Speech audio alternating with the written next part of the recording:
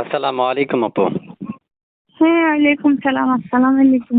ওয়ালাইকুম সালাম। আপু কেন আসছেন এই প্রতিবেদন বা মিডিয়ার সামনে? এই একটু প্রতিবেদনে আছি। ছোট একটা ভাই আছে, একটা দাদি আছে, আব্বু আম্মু মারা গেছে। অনেক কষ্টের বিধনে ইউটিউবের মাঝে এলাম।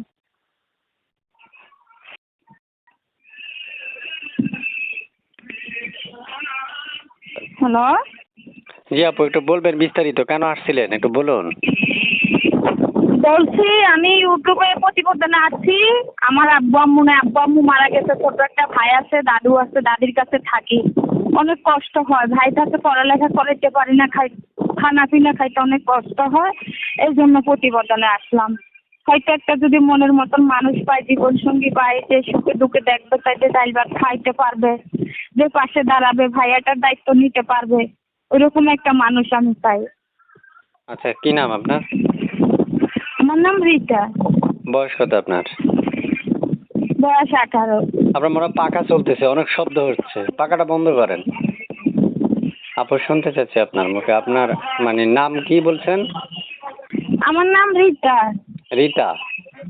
হ্যাঁ, রিতা। তো রিতা আপুর মুখে শুনতে চাই। আপু দেশের বাড়ি কোথায়?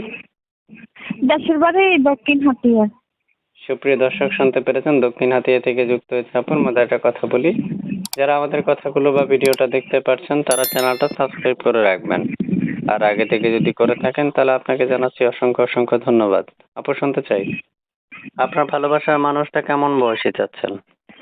হয়তো বয়স্ক হোক আর বয়স হোক বেশি হোক, তাতে কোনো সমস্যা নেই। বয়স বেশি হইলে সমস্যা নেই, মনের মতন মানুষ হইলে হয়। আচ্ছা আচ্ছা। আপু এই নাম্বারটা কার, আপনার? হ্যাঁ, এই নাম্বারটা আমার। এই নাম্বারে ফোন দিলে আপনাকে হ্যাঁ, এই নাম্বারে ফোন দিলে আমাকে পাইবো। আচ্ছা, এটা আপনার 867 নাম্বারটা কি আপনার? হ্যাঁ, 67 নাম্বারটা আমার। আমার এই নাম্বারে ফোন দিলে আমার পাইবো। প্রিয় দর্শক, শুনতে পেরেছেন, আপু কয়েকদিন যাবত আমাকে ফোন দিচ্ছে ওনার রেকর্ডটা উপস্থাপন করার জন্য। একজন উপস্থাপক হিসেবে উপস্থাপনা করা আমার দায়িত্ব, যাচাই বাছাই করার দায়িত্ব একান্ত আপনাদের পার্সোনাল ব্যাপার। আপনারা আপুকে ফোন দিতে পারবেন, স্ক্রিনে দেওয়া যে নাম্বারটা থাকবে সেই নাম্বারে ফোন দিলে আপনারা তার সাথে কথা বলতে পারবেন।